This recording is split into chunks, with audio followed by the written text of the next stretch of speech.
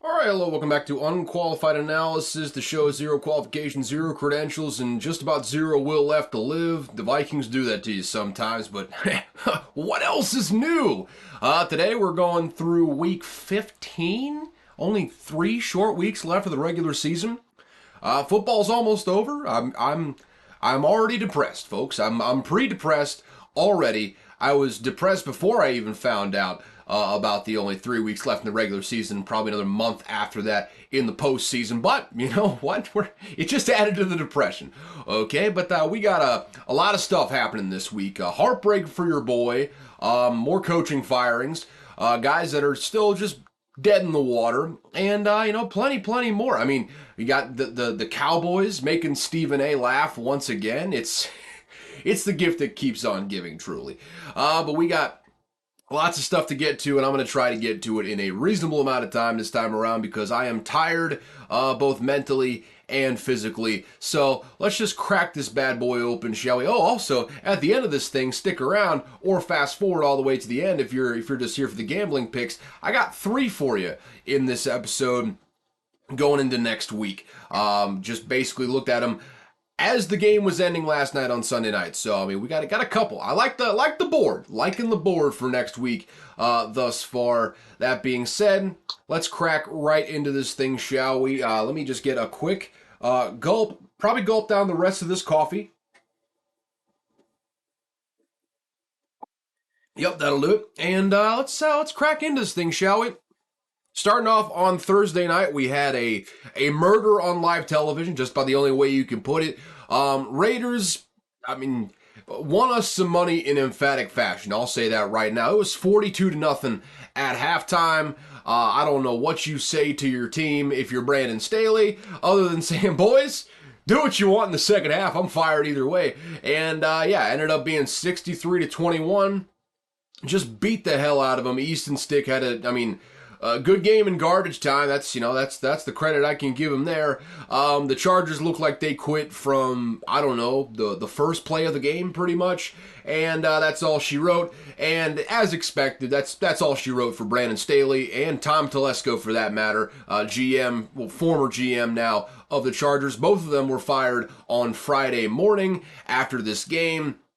And I'm maintaining it's an all-time petty move by Dean Spanos not to fire them in Vegas so they could have some, him and Tom Telesco, him being Brandon Staley and Tom Telesco, they were robbed of that night of just blowing off some steam in Vegas in a way that you can only really do in Vegas if you know what I'm saying. I'm talking gambling, I'm talking drugs, I'm talking sex. All that sort of stuff was robbed from them because Dean Spanos had the decency, quote unquote, to wait for them to get back to LA to fire them. Coward move by Spanos, just another in a terrible string of decisions. At least have the common decency to put the men in a position to absolutely go hog wild after the game. To give them the Lane Kiffin treatment. It might feel bad in the moment, then 5 minutes later they realize, oh, let's just go over the casino floor and gamble roughly $500,000, then head on over to the titty bar and keep the party going from there until about 6-ish in the morning.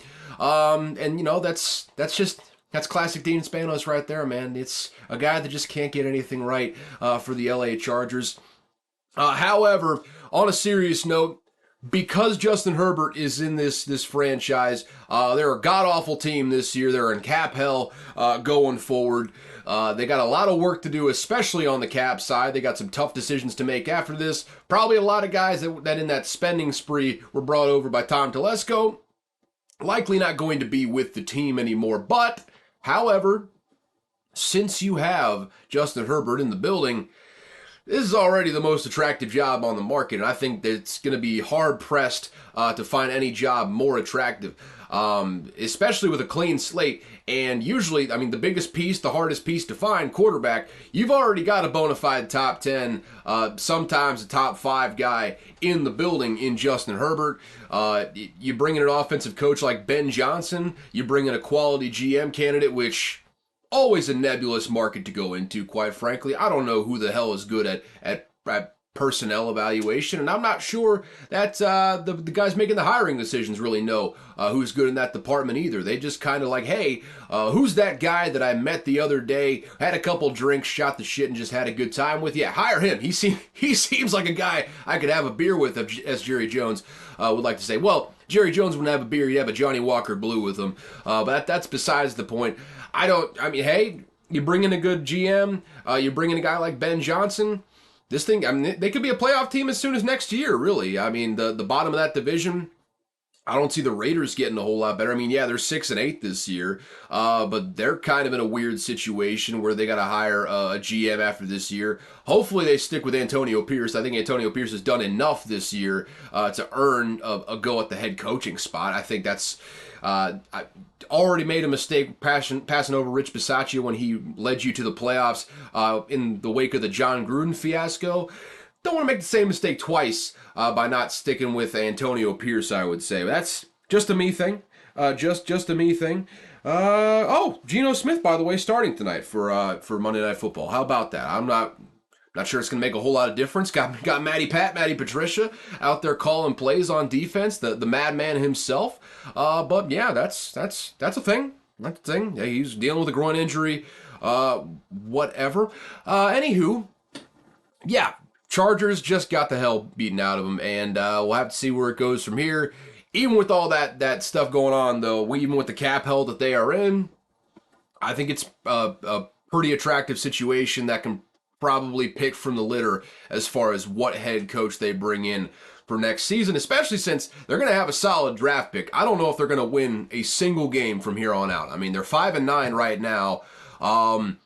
And with the Bills, the Broncos, and the Chiefs to finish this thing out, the path to 5-12 is wide open right now. That'll surely get you well within the top 10.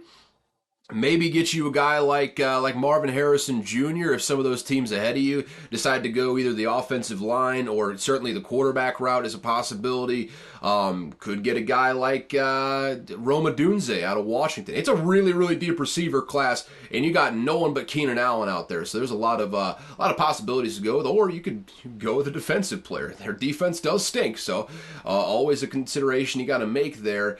But yeah, it's in spite of all the cap hell they're going to be in, a very attractive job next year just by the virtue of having a guy like Justin Herbert in the building. So that'll be one to watch whenever this thing gets started. Do they go with a guy like Bill Belichick? Do they go with a guy like Ben Johnson? I'm more inclined to think that they go the offensive route because of who they've got in the building with Justin Herbert. But hey, if Bill Belichick wants to make that trip over across the United States over a couple time zones to pick it up there, maybe it's something you explore as well. That's going to be a very interesting one. The day after the Super Bowl, really, or whenever they start doing the hiring. I think it's like right when they get into the playoffs, pretty much when they start doing the hiring in earnest. It's going to be one to watch. Going to be one to watch the interviews and who they decide to go with going forward. Let's go over to the Saturday game, shall we? Just rip off the Band-Aid, I guess. The Vikings going to Cincinnati. Looked good for about 3 quarters. Looked like they were in control. 17-3 going into the fourth. And they lose in overtime. 27-24. Jake Browning went nuclear in the fourth quarter in overtime.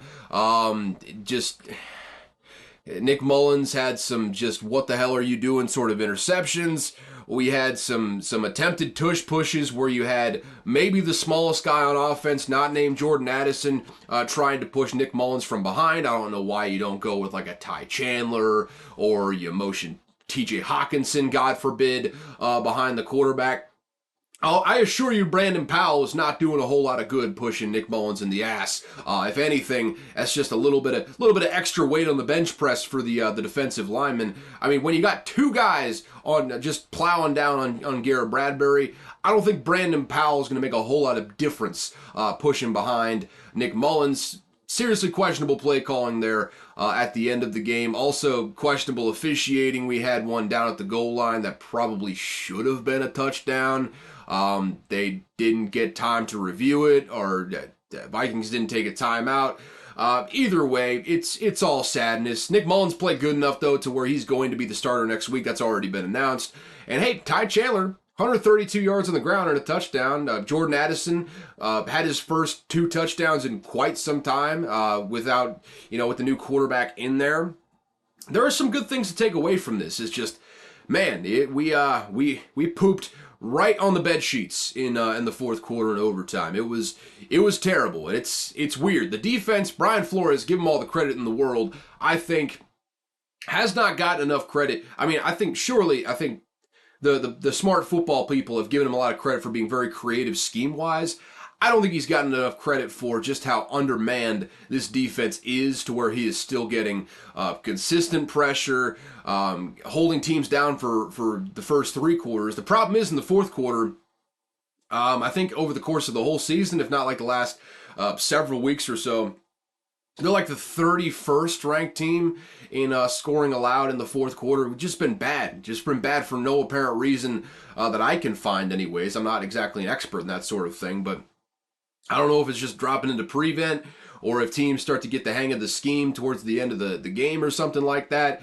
All I know is Jake Browning and co. just absolutely diced up the Vikings secondary, and now Vikings 7-7. NFC is such a shit show, and everyone is just decided to lose this week, so somehow they are still the 6th seed.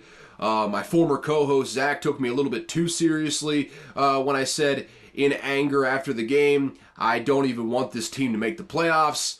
Obviously, I'm a sicko. I'm going to root for victory every single week. If we make the playoffs, I'm going to somehow delude myself into thinking we're going to make it to at least the second round. This is just the sickness of being a fan. But yeah, I'm under no illusion. Nick Mullins at quarterback isn't going to get you to the promised land.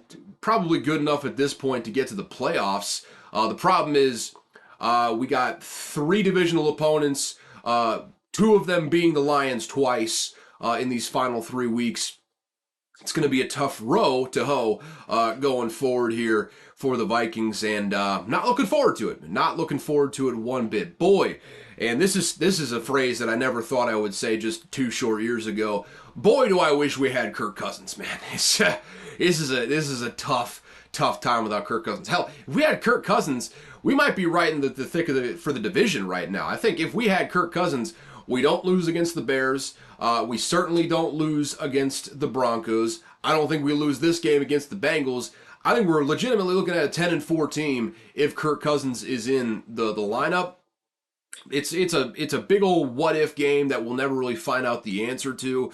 But yeah, I miss having Kirk Cousins on the team. I think there's a pretty good chance we end up signing him for a fairly reasonable, starting level quarterback contract, which still some fans are going to bitch and moan over because the going rate for a starting quarterback in the NFL, even one coming off an injury, is probably $30 million a year.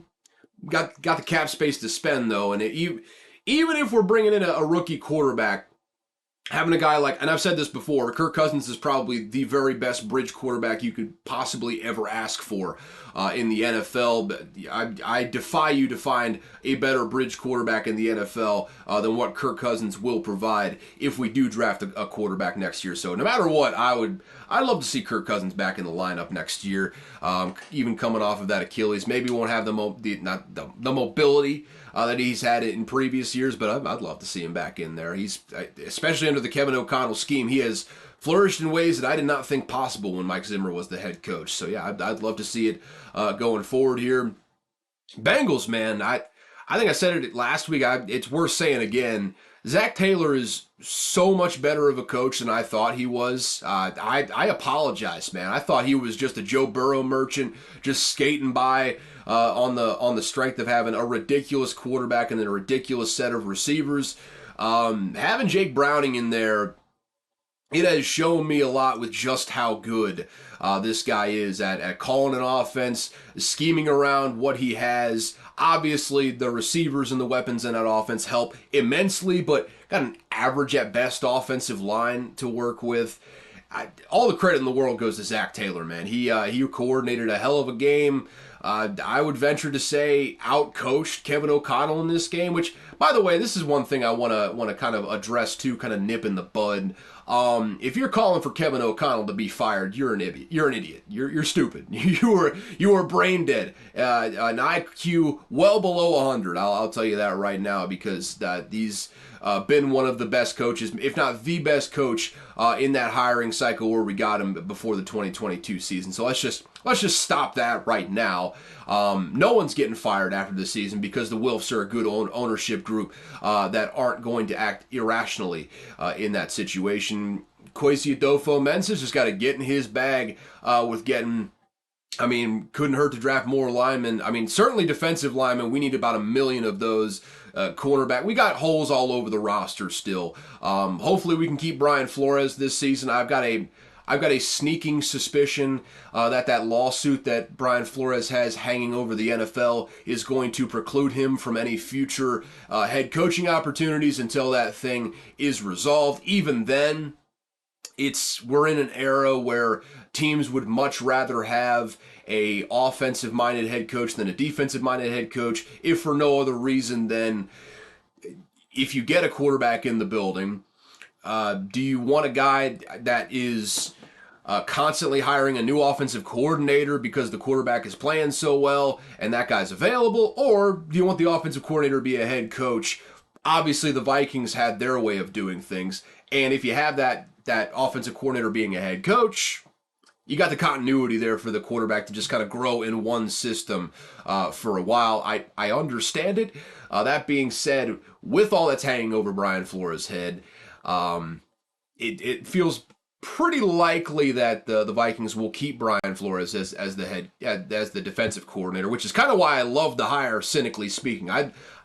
If Brian Flores got hired as a head coach, congratulations to him. It's a much better opportunity, obviously. Go on and get it. However, I loved the hire because I didn't think a lot of teams were going to be willing to take the risk, and he was probably going to stick around. We'd have a great defensive coordinator for the foreseeable future. I love that. Absolutely love that. So it's going to be a lot of continuity going forward. I don't think the Vikings are going to be winning much this year. Bengals, they're very much in the hunt right now. They've got some work to do still. They're one of about 1 million 8-6 teams, I believe, in the AFC. But they've got the Steelers, Chiefs, and Browns going forward. All winnable games. The Chiefs, who the hell even knows with the Chiefs? But a couple winnable games within the division there. We'll have to see how it goes. I've already spent entirely too much time on this game. Let's take a quick break for me to talk about some college football headlines, though, because I forgot to get to those at the top of this show. So a little quick in between here, the interlude between the 1 o'clock and the 4 o'clock game on Saturday. Let's run down some quick headlines from the portal, recruiting, coaching news, all that stuff in the NCAA.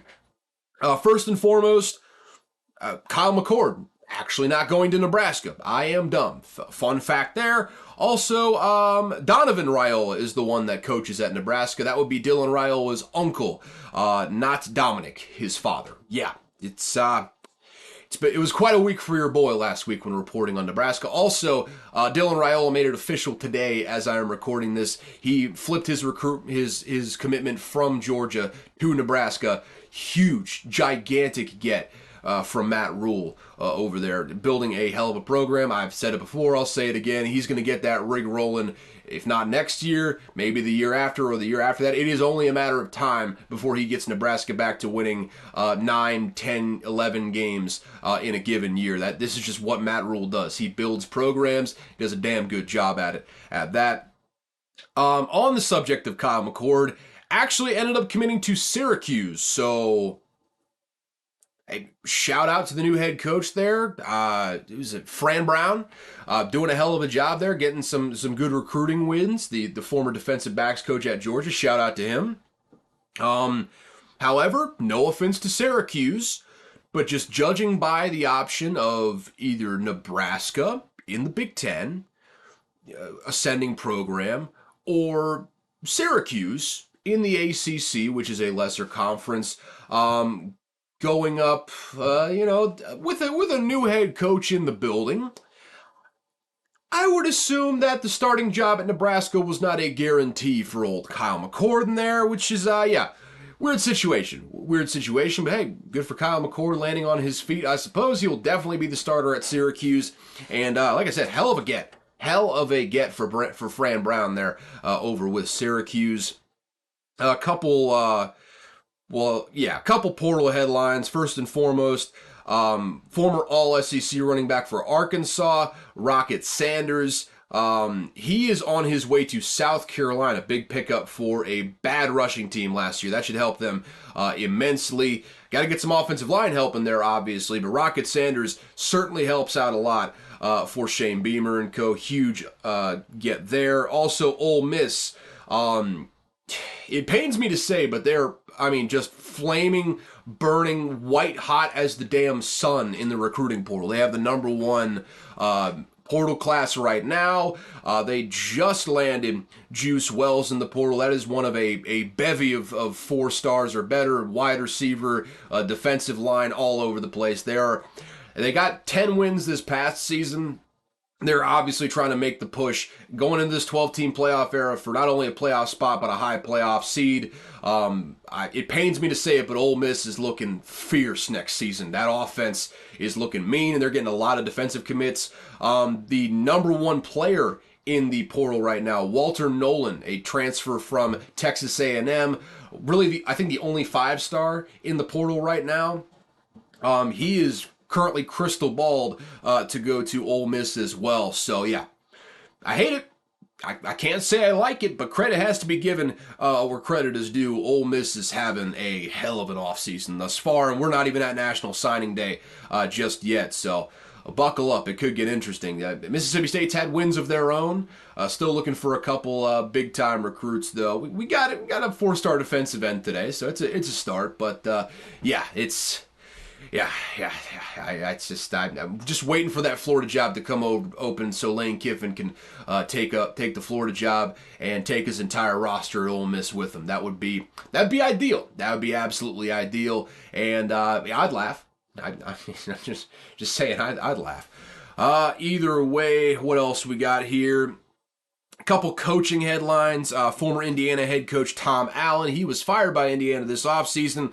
Ends up landing on his feet, though. The former Indiana defensive coordinator who got promoted to head coach will be going to Penn State to reassume a role as defensive coordinator for this upcoming year after Manny Diaz took the job at Duke. Can't remember if I said that on the show or not, but yeah, he is now the head coach at Duke. Former Miami head coach. Didn't work out great at Miami, but he didn't really get the time to either because Miami heard, Mario Cristobal is available. Why don't we kick old Manny to the curb and go hire a guy that can recruit Florida like just about no one else? And it seems to be working out so far on the recruiting trail for Miami. But good hire by Duke for Manny Diaz.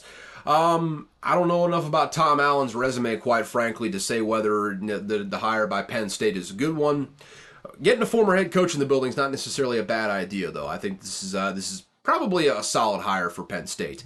In addition to their offensive coordinator, whose name escapes me. I think I said that on the show at some point here. I think he's already brought someone in. James Franklin, I'm talking about, is the he in question. But yeah, there you go. Final headline here before we jump back into the NFL slate. Notre Dame offensive coordinator Gerard Parker, he will be the next head coach of Troy after John Summerall got hired by Tulane. Still a perplexing move by John Summerall to go from Troy to Tulane. Seems like a lateral move at best, but what do I know? This is the second straight year where Notre Dame has had to, replace an offensive coordinator. Last year it was Tommy Rees going to Alabama to be the offensive coordinator there. This year Gerard Parker getting hired by Tulane.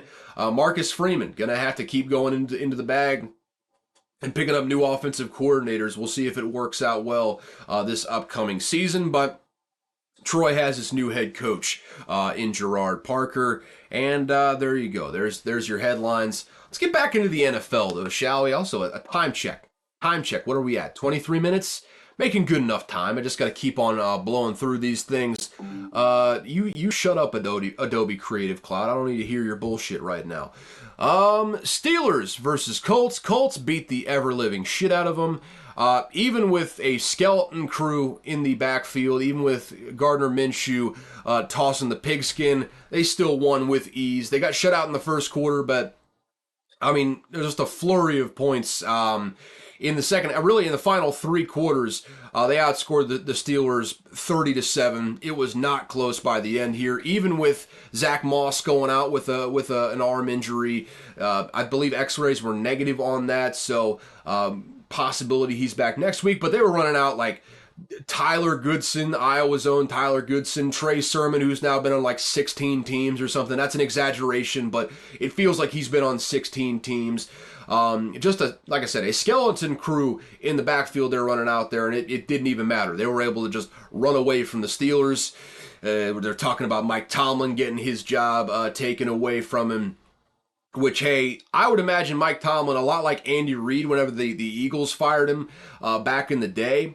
I would imagine Mike Tomlin would not have to wait long to get a new job. I think maybe the Patriots even take Mike Tomlin if he's available. I don't know if getting rid of Mike Tomlin is the way to go, but hey, it's your organization, your organizational future. If you want to make that decision, hey, go ahead. They got some serious culture problems, though. I mean, especially.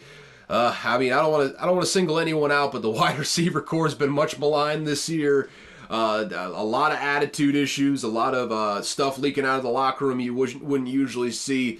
Things are bad right now in Pittsburgh. They just came off losing to 2-win teams 2 straight weeks. Then they lose to the Colts this week on the road. It's gonna take. It feels like it's gonna take a miracle for Mike Tomlin to get that however many, like 18th or whatever winning season in a row. Hey, good luck, T. Good luck, T. If it doesn't work out over there with the Steelers, you can always come back home to Minnesota and be the defensive coordinator if Brian Flores does somehow get hired away by someone else. That being said. Yeah, good win for the Colts, man. They're right in line for a playoff spot. Shane Steichen, I mean, book it. He's my coach of the year. Especially, I mean, they got this slate coming up: Falcons, Raiders, Texans, and that one against the Texans. Who would have thought coming into the season that a game between the Colts and the Texans might be for the division title when it's all said and done, especially with how banged up that Trevor Lawrence has been over there with the Jaguars, and after they get absolutely destroyed by the Ravens on Sunday night. This is looking like it could shape up to be a big-time matchup in Week 18 coming up here. But, yeah, I mean, the Colts, they're well in line to get a playoff spot right now. It's a loaded, I mean, not really loaded, but a very crowded wild card picture in the AFC right now. With that schedule, though, I mean, they should win against the Falcons this coming week. Spoiler alert, that's one of my bets, actually. It's kind of a spite bet, but it is one of my bets. Then they got the Raiders, who they should win against at home. And Texans, that should be a dandy of a game, assuming C.J. Stroud is back in the fold there with Houston. But yeah, everything they want is in front of them. I mean, 10-7 probably gets you the playoff spot when it's all said and done. One other thing to come out of this, DeMonte KZ basically just took Michael Pittman's head off. Not funny, but yeah, it was pretty bad. And yeah, he got punished by the NFL for it. I guess he's been doing this on multiple occasions. So yeah, he's suspended for the rest of the season going into the postseason. I'm sure he will appeal that, but obviously, I mean, the NFL's been fining for some bullshit this year. So if they're fining for bullshit, they're bringing the hammer down for stuff that's actually egregious. And that hit on Michael Pittman was a little bit egregious. So I can understand it. I don't love that he got suspended for the rest of the year per se, but I mean, it is what it is. That's just that's the letter of the law nowadays. So it is what it is there. But yeah, another loss in the Steelers secondary, which is already kind of looking pretty thin. It's just Minkah Fitzpatrick he's playing his little heart out, man. I'll tell you what, he's doing the best he can, but there's only so many holes you can fill in one defense at one position. So yeah, good luck, Steelers. Good luck. It is looking like there's a lot of changes coming in the offseason. Oh yeah, also Mason Rudolph, he'll be starting next week because Mitch Trubisky stinks. I think it might be the end of the road for old Mitchy boy. Hey, you'll always have that first round contract, buddy. You'll always have that first round contract money. Hey, maybe you can get maybe you can take Adam Archuleta's job over on CBS. He's been I don't want to besmirch the man's name too much, but I don't enjoy his work in the booth. I'll just say that. He had a couple instances this week in the Titans game that were just not good. Not good. Maybe Mitch Trubisky can come in and do a little bit better than Adam Archuleta can. And we'll just leave it at that. We'll just keep it moving. Broncos got the ever-living shit beaten out of them by the Lions on Saturday night. I mean, my goodness, the over. I mean, the Lions basically hit the over by themselves. They won 42-17. The Broncos just looked hapless. I mean, there were stretches where, I mean, they couldn't get a yard at the goal line. I mean, obviously the refs didn't help them. That phantom offsides call on the offense, which is like there was literally no one offsides. I don't know why they called it. Refs have been doing some wild shit this year in basically all fronts. A little bit of reffing isn't going to help a 25-point deficit, though, which is what this one ended up being. You saw Sean Payton yelling at Russell Wilson on the sidelines, which understandable, I suppose. He's not very good, but tough scene in front of a national TV audience. Jahmyr Gibbs is rounding into form. Amon-Ra St. Brown was out of this world. Jared Goff looked like the Jared Goff of the previous couple seasons. He had 5 touchdowns, no interceptions in this game. And the Lions are back on it, man. They are this close. They're just a breath away from locking up the division for the first time since literally before I was born. 1993, 30 years ago, was the last time the Lions won the NFC North, and they are right on the cusp of doing just that. Still think they're really just a team that's built to win one playoff game and get bounced by, I mean, be it the Cowboys, the 49ers, whoever they end up drawing. It doesn't feel like this is a team built for a stretch run. They are on the cusp. I would say next season, if they make some good defensive additions, they could really make a push for a possible Super Bowl run. That's not an exaggeration either. They have the horses to do it. They just got to make a couple key additions here and there. One of them they're going to be getting, though, towards the end of the season, C.J. Gardner-Johnson. He's coming back from a torn pec that he suffered early on in the season. He will be available as soon as next week, I believe, going into the playoff run. Big guy to get back. He created a bunch of turnovers last year for the Eagles when he played for him. So that's a big get. That's a big get right there towards the end of the season. Maybe that'll help him, for a stretch run a little bit. Hey, weird things have happened. It's not like anyone in the NFC outside of the 49ers looks completely infallible. So could the Lions surprise me? Sure, they absolutely could. Broncos on the other side, it's they're just not a very good team. I mean, yes, they beat the Vikings, but the Vikings aren't a very good team either, so that's neither here nor there. They're just been all the credit in the world to Sean Payton. He's been coaching his ass off with this team, really coaching around the deficiencies of Russell Wilson. That, I mean, we've talked about it before on this podcast here. They are stuck with maybe the worst contract in all of the NFL, outside of maybe the Deshaun Watson contract, with what they've got with Russell Wilson in the building. And I think Sean Payton's done a marvelous job scheming around that. The problem is you can do that against average or worse teams. When you go up against a team like the Lions, who are a legitimately solid football team, especially on the offensive side of the ball, doesn't quite work out so great in your favor when you go up against those teams. So, yeah, I think Broncos, they definitely got the right guy in the building. I mean, Sean Payton's had one of his better coaching jobs of his entire coaching career with this team. But they've got some serious limitations at the quarterback position. Secondary outside of Pat Surtain looks fallible, I would say. Fallible is probably the best way to put it. Defensive line is kind of bereft of talent in a lot of ways. They got some talent acquisition to do before they can really start competing. That being said, it is the AFC, so they could still very easily make a playoff spot. It is absolutely a logjam there at 7-7, 8-6 right now. So anything could happen. They got the doors blown off them in this game, though. Lions at 10-4 on the cusp of winning the NFC North. Let's get into these Sunday games, shall we? The Bears just absolutely coughed one up right at the end. I mean, Joe Flacco tried to throw this game away on multiple occasions. I think he had a couple pick sixes in this game. The problem is he also was absolutely slinging the pigskin down the stretch here. I mean, he had a couple long touchdowns, ended up with 374, had those 3 interceptions, but 2 clutch touchdowns. Gets to Dustin Hopkins in the position for a go-ahead field goal late with some improbable plays. They get the win, 20-17. The Bears are 5-9. They're, I guess, not officially out of it, but they're pretty much done for the year. And you know what? It's all gravy, man, because you got that Carolina Panthers draft pick at the end of the day. I mean, no sweat off your back there. This is probably just a further reinforcement that, okay, probably shouldn't overthink this. Just get all that you can out of Justin Fields in a trade this offseason, and just go ahead with Caleb Williams, going into next year, or whoever that happens to be. I think, my goodness, I just had a serious, just a battle of the bulge coming up with the gas coming out of my throat there. I apologize for that. But yeah, I mean, Bears draft position wise, yes, the Panthers won this week and the Cardinals got blown the fuck out. So not technically the number 1 overall pick, but Drake May is not a bad consolation prize, I tell you right now. It's not a bad consolation prize at all, especially with a GM that did not draft Justin Fields, a coach that didn't draft Justin Fields either.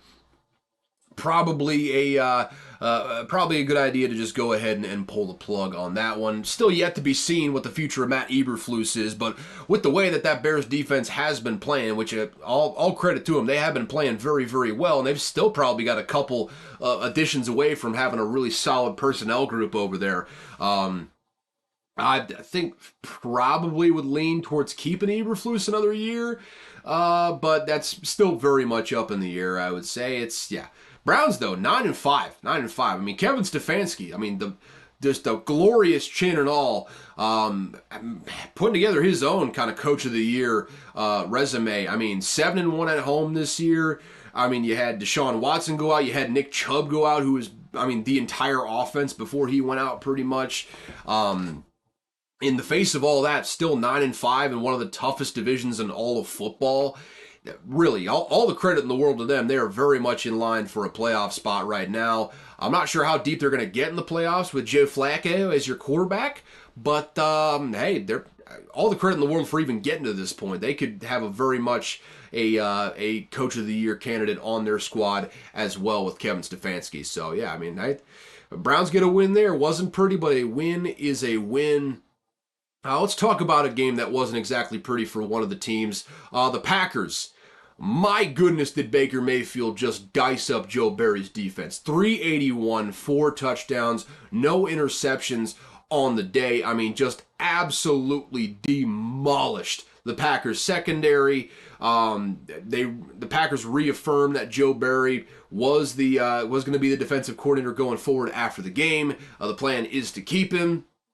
It will still continue to keep them from winning games, but whatever they got to do, I suppose. Yeah, that's just not a great loss there for the Packers. And in successive weeks where, I mean, playoff hopes were on the line, they just laid just absolute eggs on the field. Tommy Cutlets ran all over him, and you got Baker Mayfield just tossing the pigskin down the field. 4 touchdowns to 4 different receivers. I believe he is the only visiting quarterback in the history of Lambeau Field to come in there as an away quarterback and get a perfect passer rating. Bad all around for the Packers right now. Just bad. It feels like it's 6-8. It's a far cry away from the playoffs. Even though they're not that far out of the playoff hunt, it's gonna be tough. It's gonna be tough down the stretch here for them to really build some momentum going into the postseason. Buccaneers now. Baby, they're in the driver's seat for the NFC South, man. I mean, the Falcons, we'll get to them in just a second. They fucking stink.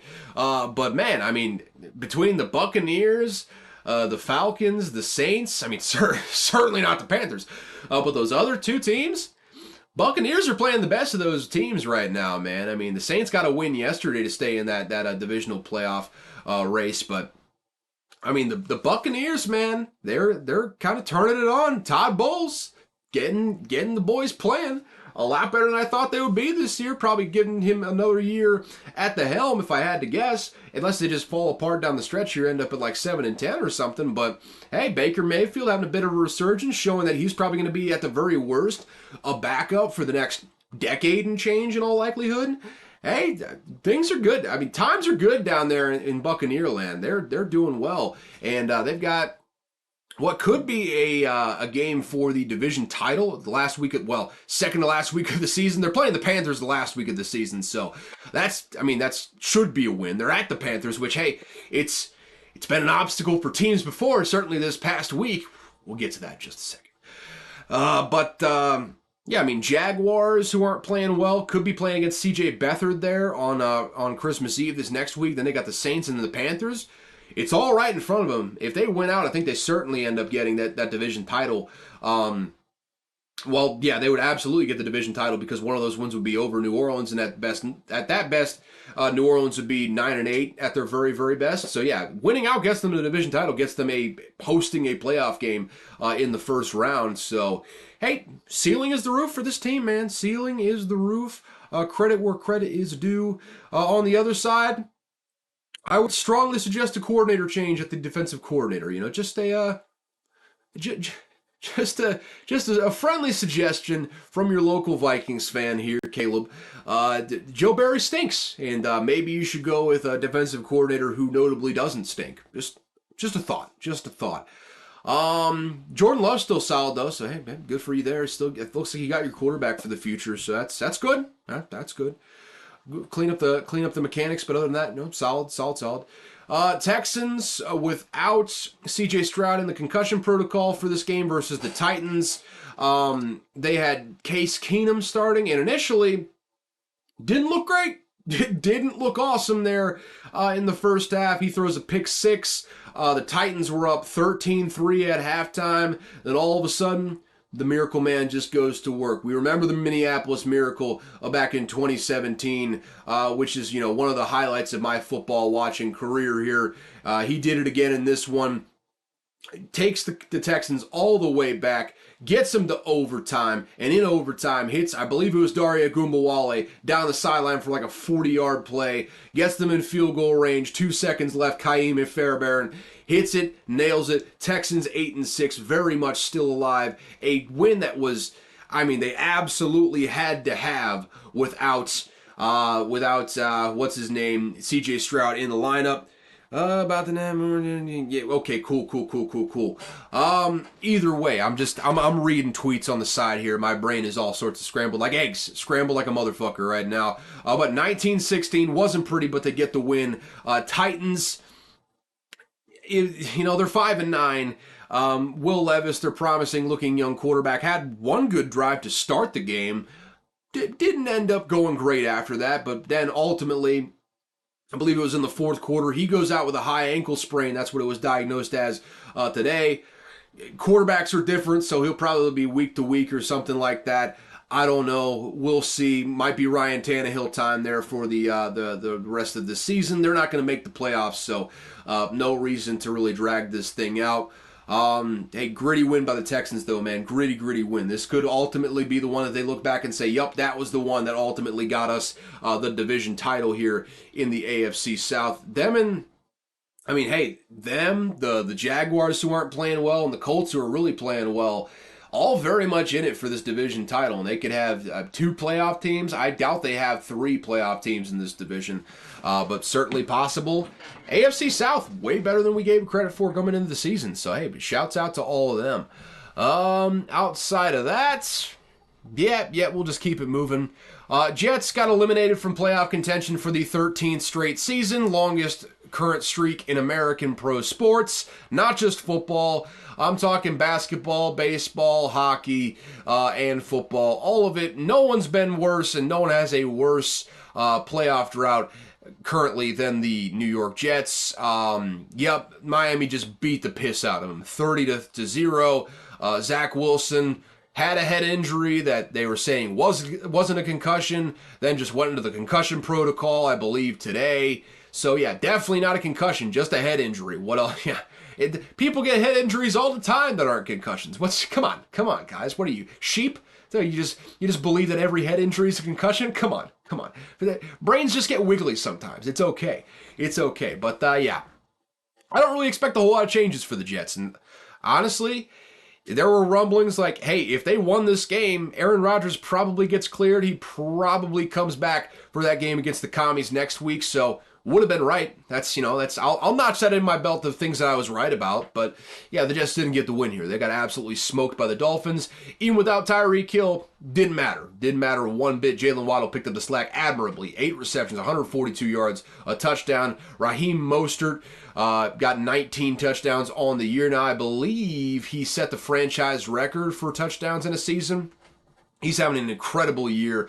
Beat out Devon Achane, who you all know how I feel about him. I love me some Devon Achane, man. Very deep backfield there for the Dolphins. Yes, this is another bad team they end up beating up on, but 10-4 is 10-4, man. They are running away with the AFC East at the moment. On a collision course with the Dallas Cowboys next week, and they get them on the road, which is a huge thing because Dallas Cowboys buzzsaw at home.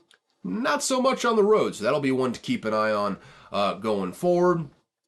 Jets stink, though. They're probably in line to get another high draft pick this upcoming year. Might as well just go draft an offensive lineman. Joe Alt probably just going to be sitting there depending on whether they win any of these games coming up. Yeah, Joe Alt, Olu Fashanu, you got some options there at the top of the draft, which is where they'll probably be looking. So stay tuned. That's pretty much all you're playing for right now. Also, maybe Nathaniel Hackett's job, but with Aaron Rodgers there, who's to say anything happens with that one? They're best buddies, so I would imagine Rodgers has some say with how that offense goes going forward. Yeah, it is what it is there. And shut out, I believe they've been shut out multiple times this season. I could be totally wrong on that with the Jets, but just not a great season in New York. It hasn't been a great year since really Mark Sanchez and Rex Ryan were there. So yeah, tough times over there with New York. Talking about tough times, the Patriots lose another one. They're 3-11 after they lose to the Chiefs 27-17. We got another just hilariously bad play from Kadarius Toney. Dropped a ball that went, straight into the hands of a defensive back for an interception. That counts as an interception for Patrick Mahomes, which is complete and utter bullshit. It is what it is there. Ultimately, water under the bridge. Chiefs get the win. Rashee Rice, as the season has gone on, he has gotten better and better and better to where he is clearly the number one wide receiver on the team. He's still got Travis Kelce, obviously. He's a force to be reckoned with in the middle of the field. But Rashee Rice has just continuously gotten better throughout the course of this season. So, again, outside of Rashee Rice and maybe Justin Watson, probably just hit the dump button on the rest of that receiving core. Starting with Kadarius Toney, I don't care what kind of cap hit you have to get. I think he's still on a rookie contract, so not a huge cap hit. You cannot bring Kadarius Toney back. He's bad. He's just not very good. He's an explosive athlete, but just not very good. And everyone outside of that, yeah, it's total reset coming from the Chiefs. Again, like I was saying in context with the Chargers, very deep wide receiver class this year. I would imagine they're going to get at least one or two of those guys in the top couple rounds, I would imagine. A Patriots side, we've got another report suggesting that Bill Belichick is going to be out after this season. I'm still in wait-and-see mode. It feels more likely that he leaves than not, but yeah, I don't know. I'm just going to wait and see until it actually becomes official.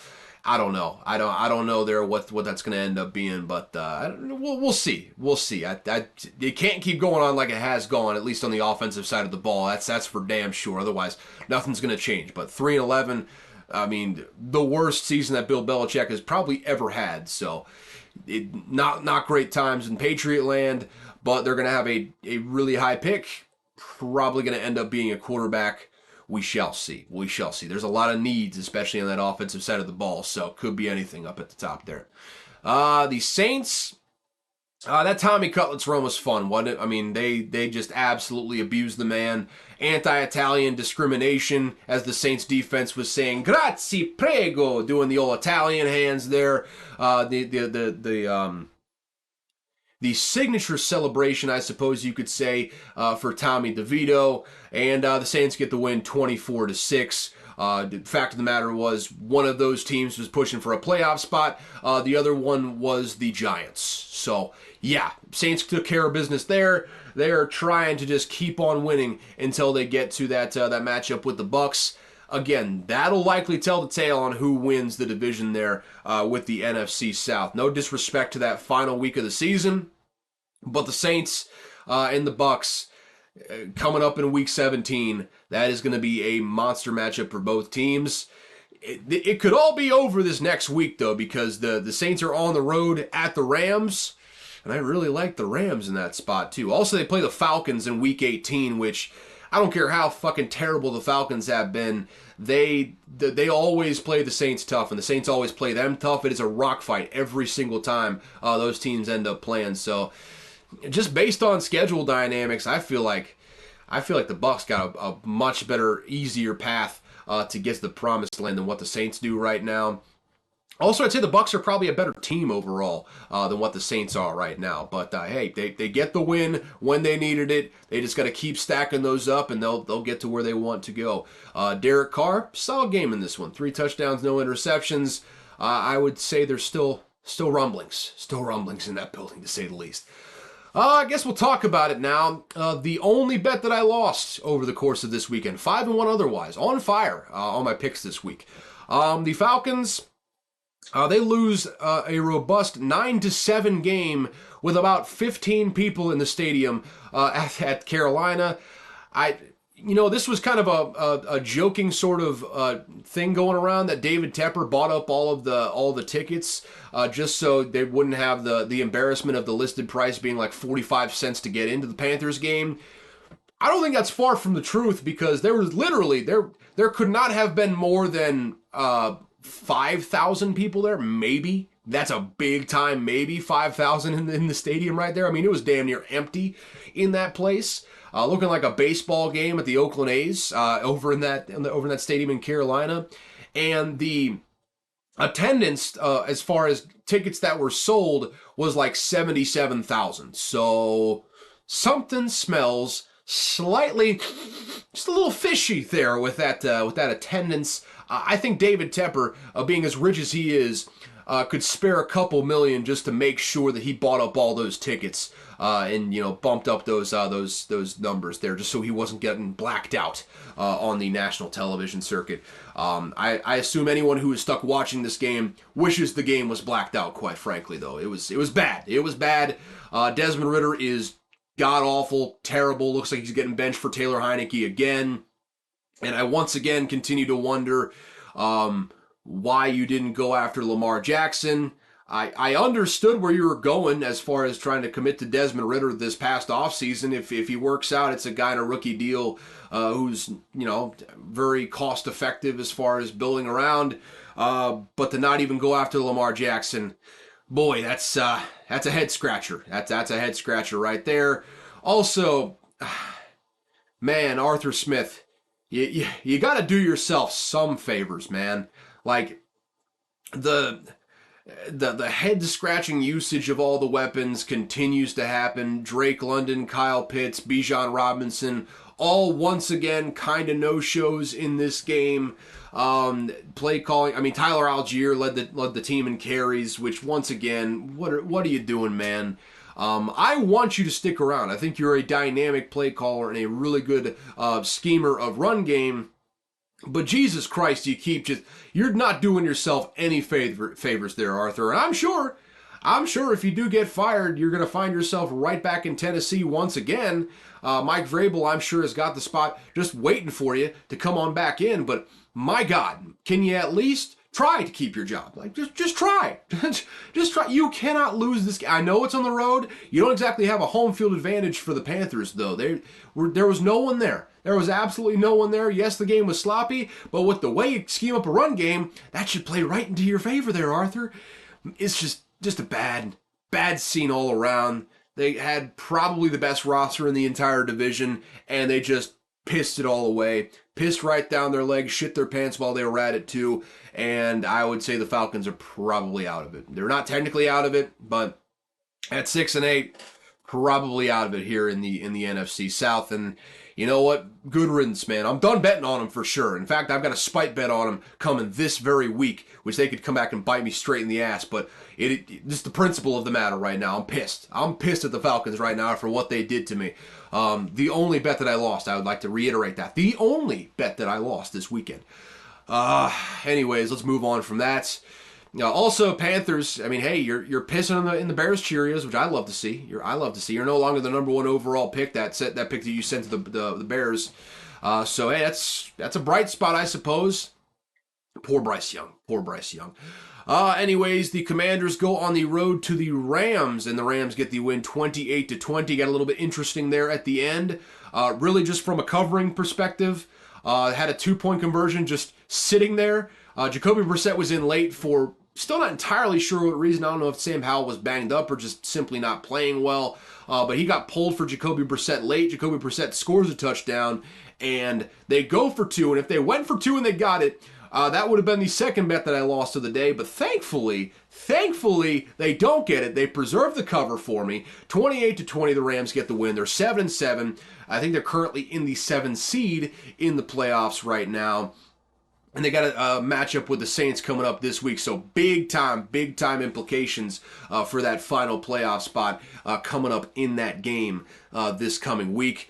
Looking forward to that one for sure. Kyren Williams, by the way, an absolute revelation. By far the best running back that Sean McVay has had in that offense since Todd Gurley was there. He had 27 carries for 152 yards and a touchdown in this game. And when the run game is going for that Rams offense, it is damn tough to stop. You got Matt Stafford slinging the ball. Not a whole lot of teams, record be damned, not a whole lot of teams playing better than the Los Angeles Rams right now. Sean McVay has been in his bag this season. Raheem Morris on the other side doing a solid job of his own with a defense that really playing better than what the personnel would suggest. So just a great job all around for that team down there in LA. I mean, good draft picks there with Puka Nacua. Just you can't be anything but just happy as hell, happy as a clam with what you're seeing there with the Rams. Commies wise, it's sad. I mean, the whole coaching staff is pretty much just dead men walking at this point. So what else is there to say? They're just bad clock management, bad football in general. They're 4-10. They're going to have a hell of a draft pick for someone not named Ron Rivera to make the draft pick. And we'll see. That's just I prefer not to be depressed, so I won't think about that one too much. Excuse me. 49ers got into a bit of an unexpected track meet with the Arizona Cardinals, but they still end up winning by 16. They cover the 13.5. Doesn't matter that I got a bad number. Still end up getting the cover on that one anyways. 45-29, the final score. Christian McCaffrey went nuclear, 3 touchdowns in this game. Brock Purdy threw for 4 touchdowns in this game. One of them a wide open pass to Christian McCaffrey. And yeah, the 49ers are rolling right now, 11-3. The only 3 games they lost were in games where they didn't have Trent Williams and Deebo Samuel. With those 2 in there, they are undefeated this year, and they are eviscerating teams. Absolutely eviscerating teams. With the bad performance by Dak that we'll talk about here in just a second. Brock Purdy, with that 4 touchdown performance, probably your MVP frontrunner at the moment.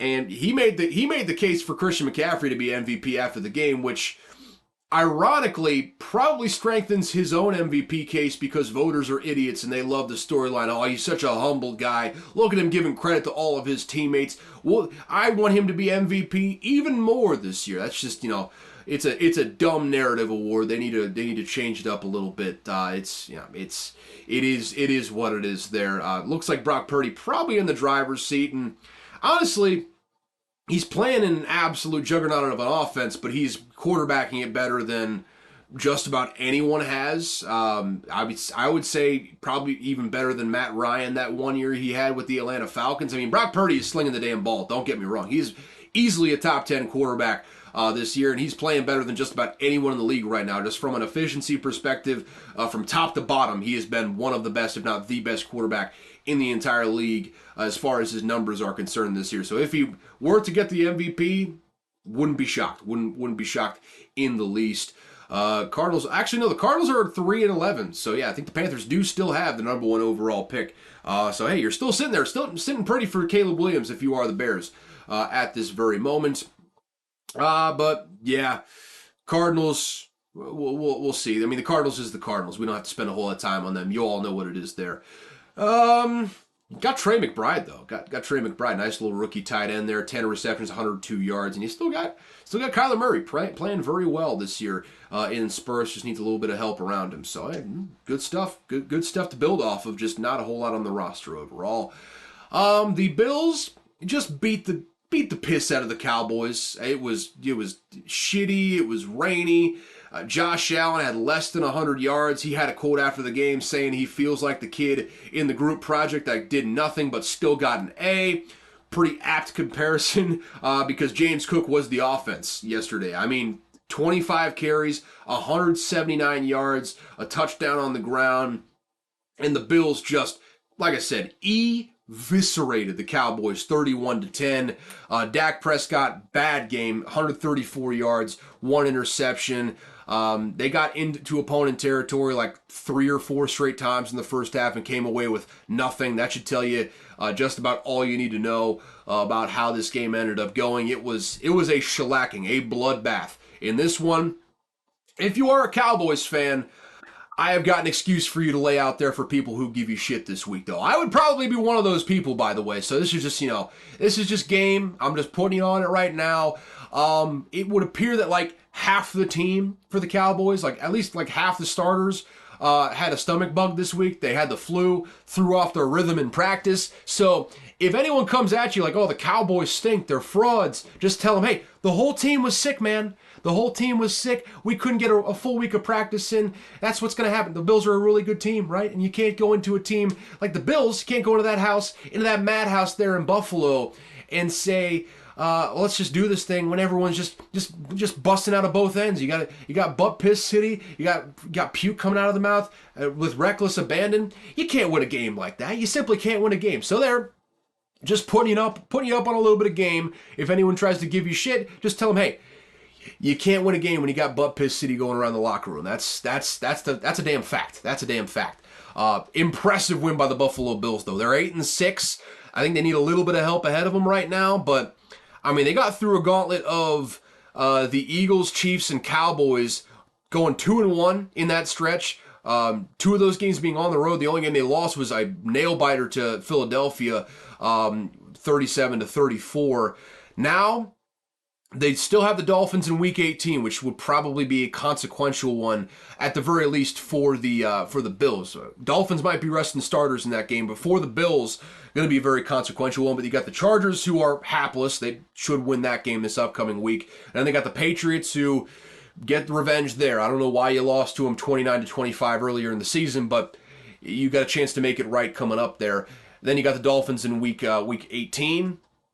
Could very well win out, go 11-6, and end up with a playoff spot when it's all said and done. It is all very much right in front of them going forward right now. So Buffalo Bills, they're firmly a team that probably playing better than just about anyone else in the AFC right now, and they've got an elite top 5 quarterback, a defense that's playing out of their minds right now, and a running game that's, under Joe Brady, gotten substantially better. They are really playing their asses off right now. They're really impressing me with what they're doing, and they could be rolling into the playoffs when it's all said and done. We've seen low seeds come in and run the table, go all the way to the championship. And in the AFC right now, with how wide open it is, no one team has really just firmly grasped it, as Patrick Starr once said, and punched their ticket really as the top team in the conference. Hey, watch out for the Bills, man. If they get in, they might be my favorite to go to the Super Bowl out of the AFC. That's just how well they're playing right now. That's a team you need to be watching right now if you're paying attention. We wrote them off whenever they lost 3 of 4 earlier in the year, but they could really make some noise. A team that was once 6-6, now 8-6 with a very favorable schedule down the stretch. This could tell the tale. This could tell the tale of what their playoff chances are, and very impressive what they've done here recently. Final game of Sunday. Just a brisk, making good time. Hour and 3 minutes into the podcast. We can hit this one pretty quickly. Ravens just dominated the Jaguars from start to finish. Pretty much exactly what I thought was going to happen happened. Not a whole lot of movement from Trevor Lawrence. The Ravens pass rush did a hell of a job against Trevor Lawrence in this game. Ravens get the win 23-7. Isaiah Likely was in his bag in this game. Lamar Jackson was looking very efficient on the ground. I mean, that the Jaguars pass rush was just in a pretzel trying to get Lamar Jackson on the ground. There were a couple plays where he just danced around for like 7 or 8 seconds, threw across his body into the middle of the field, which for 99% of quarterbacks is a bad thing. But when Lamar Jackson's doing it, he's creating like 20-some yard plays, getting first downs. Lamar Jackson was absolutely in his bag in this game. Unfortunately, dynamic rookie running back, really fast kid, Keaton Mitchell, hyperextended the absolute shit out of his knee, tore his ACL. He's done for the season. But Gus Edwards, in the word of former President DJT, Donald J. Trump, just a massive man, a giant of a man. And he's there holding down the fort, and you still got, when Lamar Jackson is your quarterback, the running game is just much, much easier to get going, no matter who you got in the backfield. So wish the best for Keaton Mitchell. It sucks that he is going out like that, but it's not the most dire situation in that backfield. You can sustain some losses when you got Lamar Jackson as your quarterback. The Ravens, though, I mean, 11-3 now, very much in the driver's seat for that 1 seed going forward. It feels like they're going to end up getting that home field advantage with a really solid head coach, really solid offense. Weapons galore on that offensive side of the ball with Zay Flowers, Odell Beckham Jr., Rashad Bateman's playing well. Isaiah Likely is kind of starting to round into form as that guy that you were hoping he would be when they drafted him in kind of high a couple of years ago in the draft. A freak athlete for sure, really coming into his own without Mark Andrews in there. He stepped up big time in a way that I think everyone thought that he kind of had to for them to continue to have this momentum. Ravens, man, I mean, they're inconsistent at times. They had to kind of eke one out last week against a really good Rams team, and they've kind of just dropped some inexplicable ones at times here. But a really solid football team, and it feels like them and the Bills are kind of on a collision course right now. I don't know what's going to go on with Kansas City. Kansas City could very well find their way in the AFC Championship game, and then lo and behold, they get a couple lucky bounces here and there, and then Patrick Mahomes has them in the Super Bowl once again. I could very much still see that happening, but the Ravens and the Bills just seem to be playing just about better than anyone else in the AFC right now, and it continued in this one. As for the Jags, boy, it's... Yeah, the Jags they're danger close right now, man, with how much of a logjam it is at the bottom of the AFC for that wild card spot. They could very well find themselves out of the playoff race at the moment. I mean, Trevor Lawrence is in the concussion protocol, and the track record has been for quarterbacks, really just anyone going to the concussion protocol, very rare for a player to go into the concussion protocol and then come out in the same week. So I would say it is an uphill battle for Trevor Lawrence to play in this upcoming game at the Buccaneers this upcoming week, which is that would be a tough loss, and that would probably put the onus on the Buccaneers to end up winning that game. But 3 straight losses for the Jaguars. You lose to the Bengals, you lose to the Browns, you lose to the Ravens. And, I mean, you got a couple winnable games down the stretch. I mean, you got the Buccaneers, Panthers, Titans, which in theory should be games that you could win. However, man, with the way they've been playing, the way that defense has just been porous over these last just several weeks of the season, I mean, the Jaguars are just not playing very good football right now. They could very well find themselves on the outside looking in. They're of the 3 teams in the AFC South that are 8-6. They're playing the worst right now. They're currently the number 1 team in that division just by virtue of tiebreakers and whatnot, but they have the worst point differential of those teams. And they've got, I mean, second most points allowed to Indianapolis right now. Well, second worst point differential too, because Indianapolis has got a +1 point differential. So I was wrong. Sorry about that.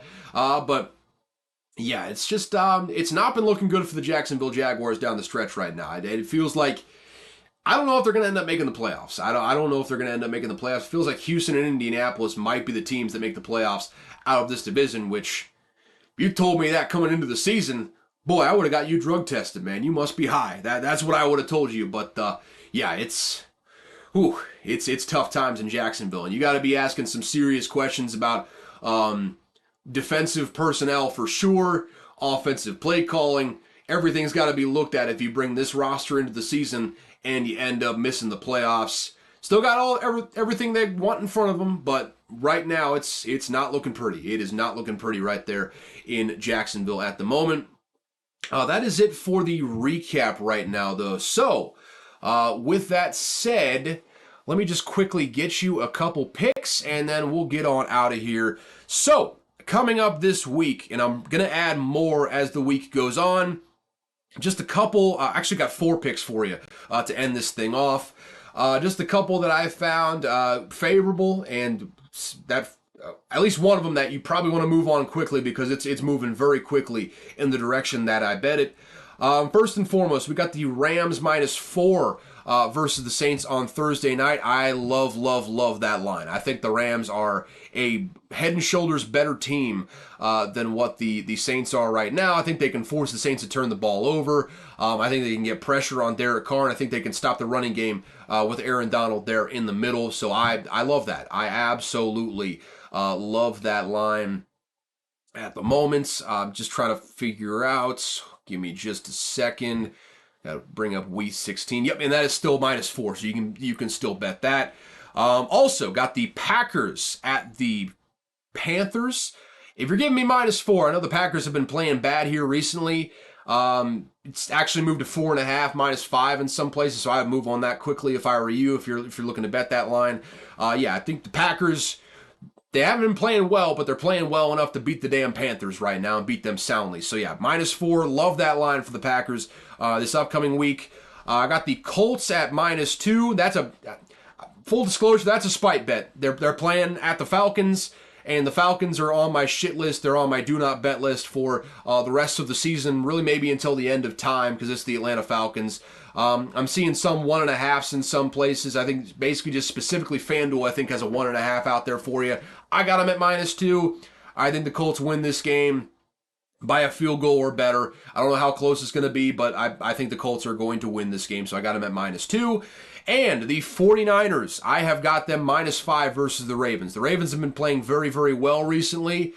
The 49ers are on a different level, a absolute different stratosphere than everyone else right now. And they seem like the clear best team in the NFL, and it doesn't even really seem that close at the moment. I believe it was like -4 initially, and that bumped up quickly to 5.5, so I'm getting that now, and I would encourage you to get that as soon as possible. At your leisure, I would say, but try to get that as soon as possible because I imagine it's going to continue to move in the 49ers direction. I got them at -5.5. I just think, especially 49ers at home, they are a buzzsaw to be reckoned with. So they had a little bit of trouble last week with Kyler Murray being a mobile quarterback.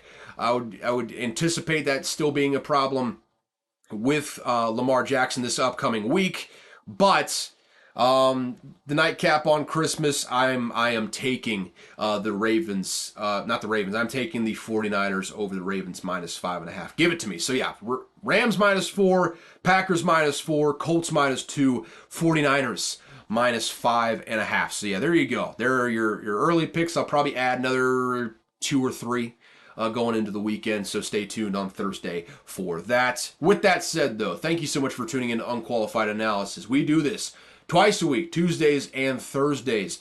Probably going to get into a bowl game preview here at some point, maybe next week. Stay tuned for that. We're getting right into the meat of bowl game scheduling right now, so again, stay tuned. Until then, though, if you enjoyed, hit the like, hit the subscribe, do whatever you got to do, be it on Spotify, Apple, YouTube, wherever you're listening to this. Go ahead and smash that like, smash that subscribe, share with a friend even. Help me grow this bad boy a little bit. If you want to keep up with all things Caleb, just follow me on Twitter at Caleb Verzek, and shoot me a DM if you're trying to comment or contribute to the show. If you want to say bad things, just don't bother. I don't want to hear those sorts of things. But if not, hit my line. why don't you go ahead and hit my line, or go to the email unqualifiedanalysis@gmail.com. That will also be in the description down below if you want to hit me up there. And yeah, thank you so much for tuning in to Unqualified Analysis. As always, I've got no clue what I am talking about, but fun fact, Uranus, you're gonna have to bear with me on this one. This is a long one. Uranus's axis is tilted 97 degrees, meaning compared to the rest of the solar system, the planet is essentially just on its side. So instead of rotating like this way, with, say the sun is over here, the Earth rotates this way, Uranus is on its side. So it's rotating like this, as such. I hope I have been clear. If you're listening on podcast, I'm sorry. You have no idea what I'm talking about, but it is what it is there. But yeah, compared to the rest of the solar system, the planet is essentially on its side and rotates in more of a north-south direction by Earth standards, parallel to the sun. That means for half of its orbit, half of its year, which we've already established last week, 84 years for it to rotate all the way around the sun, or orbit all the way around the sun. So for 42 years, one side is completely dark while the other side gets light. And in the other half of the orbit, it switches, so the formerly dark side gets light and the formerly light side is dark for the remaining 42 years. So yeah, there's your weekly update on what's going on with Uranus. So hope that was educational. Hope that made sense. If not, I don't know, go read a book. Have a good one, folks. See you on Thursday.